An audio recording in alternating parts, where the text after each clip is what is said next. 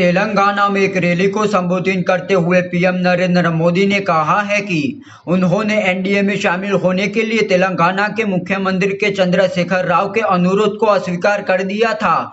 इसको लेकर राहुल गांधी ने पीएम मोदी और बीआरएस पर निशाना साधा है।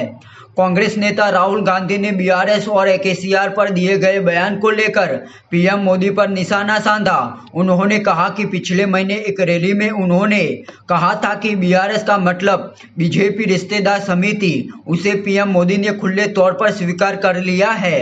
दरअसल तेलंगाना में एक रैली को संबोधित करते हुए पीएम नरेंद्र मोदी ने कहा है कि उन्होंने एनडीए में शामिल होने के लिए तेलंगाना के मुख्यमंत्री के चंद्रशेखर राव के अनुरोध को अस्वीकार कर दिया था। इसको लेकर राहुल गांधी ने पीएम मोदी को घेरा है। उन्होंने यह भी आरोप लगाया है कि बीजेपी और बीआरएस के बीच पार्टनरशिप ने राज्य को बर्बाद कर दिया है। राहुल ने एक्स पर पोस्ट किया, आज मोदी जी ने खुले तौर पर मेरी बात स्वीकार कर ली। बीआरएस का मतलब बीजेपी रिश्तेदार समिति है। उन्होंने कहा बीजेपी बीआरएस साझेदारी ने पिछले 10 वर्षों में तेलंगाना को बर्बाद कर दिया था। लोग बुद्धिमान हैं और उनके खेल को समझ गए हैं। इस बार वे दोनों को खारिज कर देंगे और 6 गारंटी वाली कांग्रेस सरकार बनाएंगे।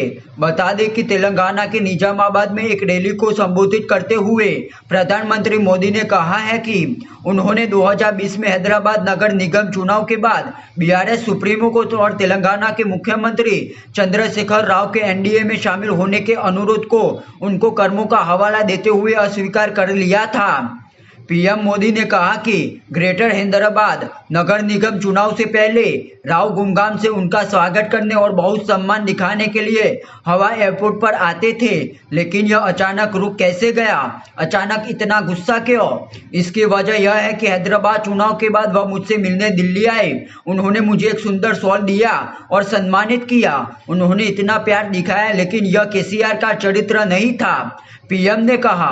फिर उन्होंने मुझसे कहा कि देश आपके नेतृत्व में प्रगति कर रहा है, हम भी एनडीए का हिस्सा बनना चाहते हैं, हमें एनडीए का हिस्सा बनाओ। मैंने कहा कि आगे क्या? हैदराबाद नगर निगम में हमारा समर्थन करें। मैंने केसीआर से कहा आपके कर्म ऐसे हैं कि मोदी आपसे जुड़ नहीं सकते। मैंने एनडीए में केसीआर के एंट्री को अस्वीकार कर दिया है, भले ही इसका मतलब जीएचएमसी में विपक्ष में बैठी बीजेपी हो।